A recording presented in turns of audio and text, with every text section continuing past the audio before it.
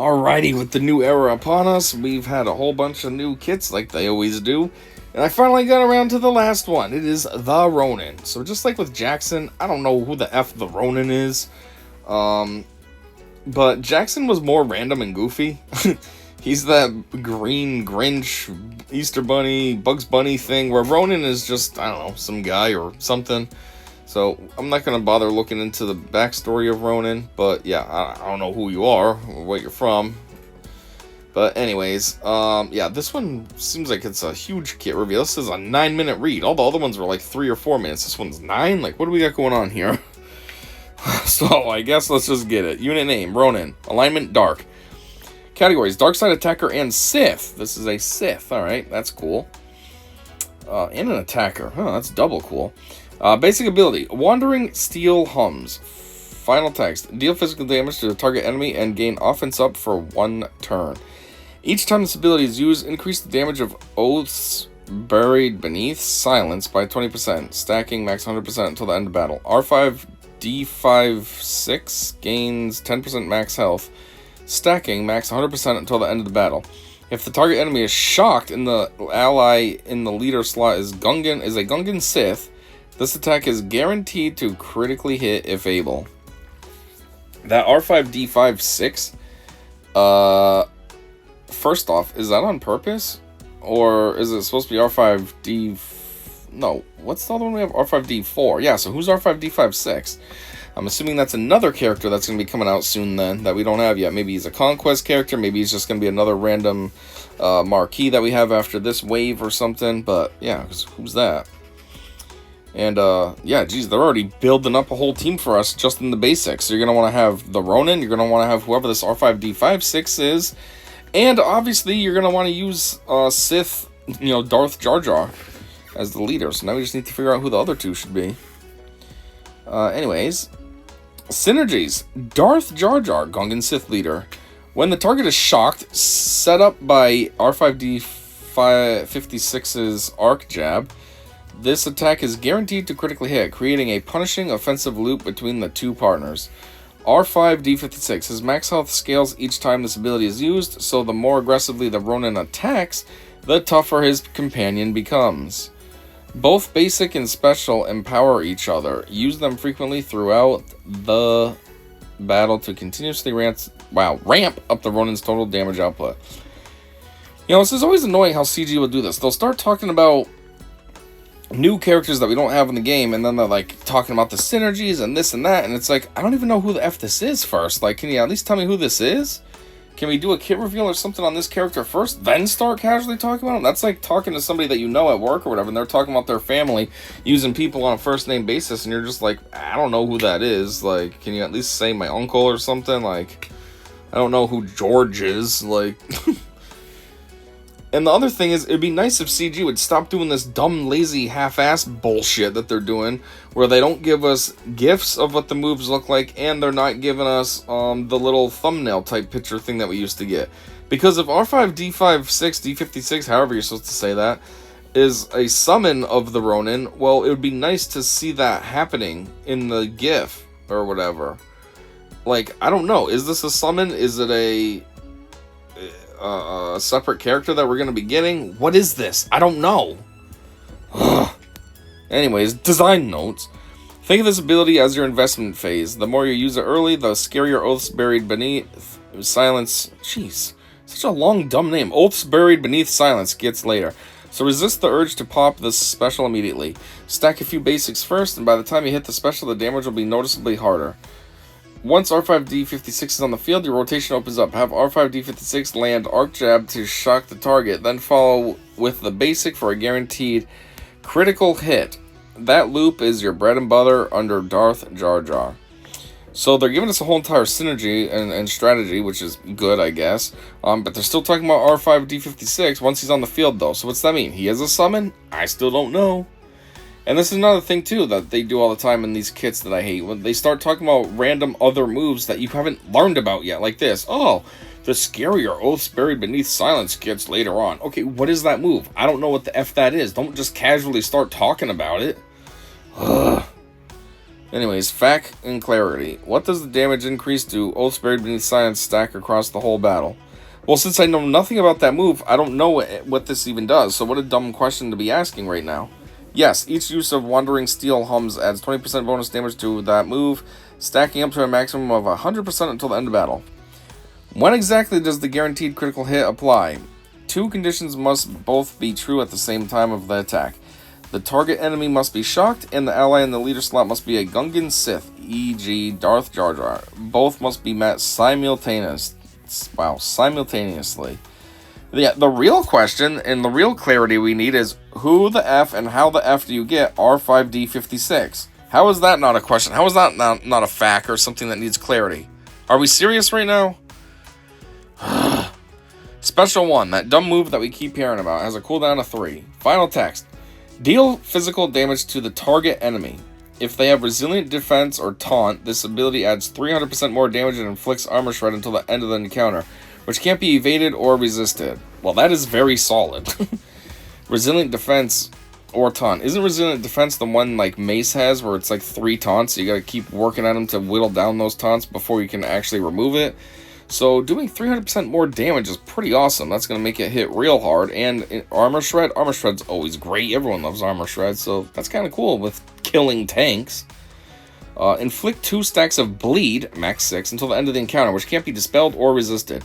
Each time this ability is used, increase the damage of Wandering Steel Hums by 100%, stacking max 300%. Oh, each time this ability is used, increase the damage of Wandering Steel Hums? Huh, until the end of the battle. The Ronin siphons critical damage from the target enemy, which can't be resisted, and R5D56 gains the same amount. That's pretty cool. So this move charges... this move and his basic seem to work hand in hand. I kept reading tons of crap all on his basic, talking about how this move gets boosted, but at the same time, this move's talking about how it can boost the basic. Every time that this is used, you can gain 100% power on your basic, up to 300%. Jeez. Siphon critical damage. Gain a percentage of critical damage equal to the unit's siphon until the end of the encounter, and the target loses that much critical damage. Stacking excludes raid bosses and galactic legends. What? And the target loses that much critical damage. What does that mean? That they lose that much percentage of critical... What does that mean? How do they lose critical damage? Like the percentage? Like if their critical damage is the baseline 186, then that means they lose some, so maybe they're at 175 or something? Is that what that means? I don't know. Anyhow, synergies. Stacking Bleed ensures enemies who survive the initial strike remain in danger, and since it can't be dispelled or resisted, there is no escaping it once applied. The Siphon critical damage effect steals raw critical damage from the target. The stronger their critical strikes were meant to be, the more powerful the Ronin and R5D56 become in return. Each use also stacks damage onto the Ronin's basic. I know. I saw that and said, wow, that's kind of crazy. The two abilities power each other up simultaneously. I said that as well. So the longer the fight goes, the more dangerous every swing becomes. Yes, between first special and basic. Kind of solid. I guess it's good to have moves that boost yourself up instead of the ones that boost up a team, because, you know, then there's all kinds of caveats and conditions need to be met. This, it's just like, hey, I did this move, so I'm boosting myself up. Hey, now that I'm boosted up here, I can boost up my other move again and just keep this train of boosts going. Design notes. This is your priority ability against tanky enemies. Yeah, it is. 300% plus armor shred. 300% more damage plus armor shred. Oof. If they have resilient defense or taunt, always hit them with this first before anything else. The armor shred it inflicts makes every subsequent hit from the whole squad hurt more. Bleed stacks are permanent and unresistible, so keep piling them on the same target. The cross empowerment with basic is deliberate. Every time you use this, your basic hits harder and vice versa. The two abilities are meant to snowball together. Yep. So, and for once too, like a lot of times basics are kind of like, you know, it's just the basic. They're not that special. So then when you're stuck with only basics because your other moves are on cooldown, then you're left like, oh, this sucks. Can't wait till I can get one of my special moves going. And like this way though, kind of makes the basic way better. You know, you do this move, then now your basic is hitting at double the power until you can use this move again, and then it ends up tripling the power. So it's like your basic is kind of fun. Still doing heavy damage to everyone. Fact and clarity. Question. Does the 300% bonus damage apply if the enemy gains resilient defense or taunt after this ability is activated? No. The enemy must have resilient defense or taunt at the moment this ability is used for the bonus damage and armor shot to apply. Oh. Okay, so it only activates if they have it. I didn't realize that. I thought it activated in general. Still not bad, though. I mean, if they have resilient defense, that's not going anywhere. That's a pain in the dick taunt, like I was talking about. The one that you have to take off, like with Mace. You gotta hit him multiple times to get rid of it. At least the regular taunt, you can dispel that in one hit. Mace's doesn't work like that. So, you know, you're definitely going to most likely be getting all these bonuses. Question, does R5D56 gain the same amount of siphon as the Ronin from this ability? Yes, this Ronin siphons critical damage from the target enemy, and R5D56 gains that same amount. Both benefit equally from each use. First off, the move did say that in the kit. I don't really know why somebody would ask that for clarity. Like, did you read? It told you right there. But second off, why are we still not asking where R5D56 comes from and how you get him and all this? Like, hello? I don't know this character. What does he look like? How are we getting him? Is he a summon? So far, none of these moves even have mentioned him being a summon or anything. So, like, what's up? Ugh. Unique 1. Mercy Left Behind. This has an Omicron as well as a Zeta. Final text. At the start of battle, the Ronin gains 10 stacks of Boiling Point. So he's mad. Which can't be copied or dispelled. At the start of each of his turns, he dispels 1 stack. If there is a Gungan Sith ally in the leader slot, dispel an additional 5 stacks. If there is a Sith healer ally, dispel an additional 5 stacks. When Boiling Point expires, summon R5D56. Jeez, there it is! They finally tell us, after talking about this character in the kit, the whole entire mother effing time, they tell us where he comes from now. The Ronin has plus 50% critical damage. Whenever a manipulated enemy begins their turn, the Ronin gains advantage for 1 turn. Advantage, that's solid too. So on top of all the other boosts, now he could be doing double damage, or at least 50% more damage, because isn't that what advantage does? Gives you a guaranteed crit. Jeez. At the start of his turn, he gains 25% critical damage, stacking for each enemy with resilient defense, stealth, or taunt until the end of his turn. Well, that is cool, but usually there's not that many enemies. You're going to have maybe 1, possibly 2. Unless you go up against like a dumb team where it's all tanks, all stormtroopers, and then, you know, the AI is stupid and makes all 5 of the stormtroopers taunts. That means everybody has taunt, which means then he'd be gaining 25% times 5, 125% crit damage, just because the enemy's stupid. The computer's stupid. Anyways, whenever the Ronin or R5D56 scores a critical hit, both gain 3 siphon until the end of the encounter. Whenever R5D56 is summoned, the Ronin gains 30% defense penetration and max health until the end of the battle. And all Sith allies gain 100% bonus protection for 1 turn. Whenever an enemy attacks out of turn, the Ronin gains 10% turn meter. And that's just like the one with, who was that? I think it was Jackson with gaining 10% turn meter. But you know what? It's something. I guess can't complain too much. You know, they attack out of turn and you gain a little bit of turn meter. You almost get ready. You know, you're 1/10 of the way there. Boiling Point. When stacks reach 0, R5D56 is summoned. Are we even going to get like a little kit reveal on R5D56? Because always when you have a random summon, they do that. Like when you have the summon that goes with Mon Mothma. We got a little kit reveal for him. Are we going to get a kit reveal for R5D56? Or, you know, like I hear he has that arc jab move, but like what are the details? Anyways, the Omicron portion. While in territory wars and all allies are non-galactic legend Sith, while R5D56 is active, the Ronin has 50 speed. Is that said correctly? He only has 50 speed? Or is it saying plus 50? If it's only 50, then wow, why is he going to be slow? That's weird. While the Ronin is active, R5D56 has 50% offense.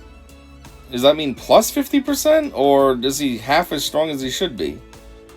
What are these? Did they tape this right? It doesn't make sense. Whenever the Ronin attacks the enemy in the leader slot, he gains alert and speed up for 2 turns. Whenever a manipulated enemy starts their turn, the Ronin and R5D56 gain 5 siphon until the end of the encounter.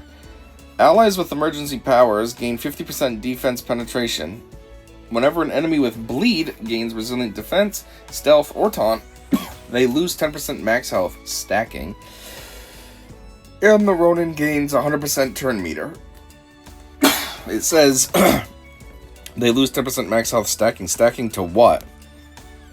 To 100%? So you could basically kill them just because they... Wait, what? Whatever. Blah, blah, blah. Oh, gains. So just because they keep gaining taunt or something, you could just kill them naturally from that? Or is this like a hyperbola type curve, how it never actually hits 0? 50%, I mean, losing 10% just keeps going based on whatever the current percentage is. So even if you're at 1%, you'd lose 50% of that, which means he has 0.5% of health left. And then half of that, you'd have 25%. And then, 12.5%. And then 6.25%. And so on, and so on, and so on. So you can't really kill anybody with this. How does this work? I don't know. Anyway, synergy.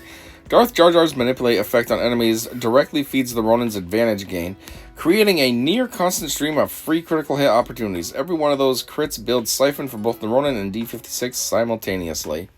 Wow. So another stream of just constant buffs for the team, just because Darth Jar Jar's in the leader slot. Between his basic and his first special working together, then you have Jar Jar's manipulate feeding him, giving him advantage nonstop, and D56. Kind of a crazy kit. When R5D56 is summoned, every Sith ally on the team immediately gains 100% bonus protection, so the summon moment has a squad-wide impact rather than just being a personal power spike for the Ronin. From that point forward, every crit from either unit feeds Siphon into both of them. Well, I guess that's kind of cool too. So this summon happens and the whole team doesn't get anything with health, but at least they get full bonus protection, so that's kind of cool. Design notes. Boiling Point was the most exciting mechanic in this kit. How do you make a companion arrival feel exciting regardless of your team, while still rewarding the right composition? The answer is making the countdown variable. Run the Ronin alone and R5D56 shows up eventually. Bring Darth Jar Jar on a Sith healer and R5D56 is on the field turn 1. That flexibility is intentional, but the Darth Jar Jar build is clearly where the kit wants to live. Ooh. And that just tells us another thing, another character they want in the team. So they want us to have Ronin, Darth Jar Jar. They just said a Sith healer. So that would be, I would assume, the new Yoda that's coming, the Dark Side Yoda.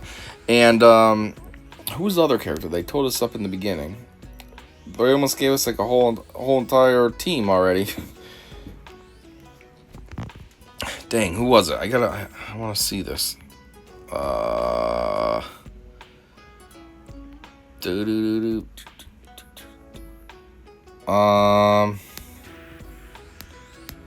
Let's see. Sith Gungan is Jar Jar. Oh, I was saying R5D56. Yeah, but he's a summon, so I don't know if that really would count as a character. It doesn't really count as a character in the 5th slot, so never mind. But still. Anyways, in Territory War specifically, prioritize attacking the enemy leader slot whenever possible. Alert and speed up for 2 turns adds up fast. Fact and clarity. Question, do all 3 boiling point removal conditions apply at the same time? Answer, yes. The base 1 stack, the Gungan Sith leader bonus 5, and the Sith healer bonus 5 all dispel simultaneously at the start of the Ronin's turn. Question, when does the advantage from manipulated enemies apply? Answer. Whenever a manipulated enemy begins their turn, the Ronin gains advantage for 1 turn. This requires Darth Jar Jar's manipulate effect to be active on enemies. Without it, this condition never triggers. Okay, but it sounds like Darth Jar Jar's manipulate effect is pretty solid and almost guaranteed to happen, so I don't think you have much to worry about there. Question, does the 100% bonus protection when R5D56 is summoned apply to all Sith allies on the team? Yes, when R5D56 is summoned, all Sith allies gain 100% bonus protection for 1 turn. Oh, so what happens if they don't actually get attacked and lose the protection? It just goes away anyways? That kind of sucks.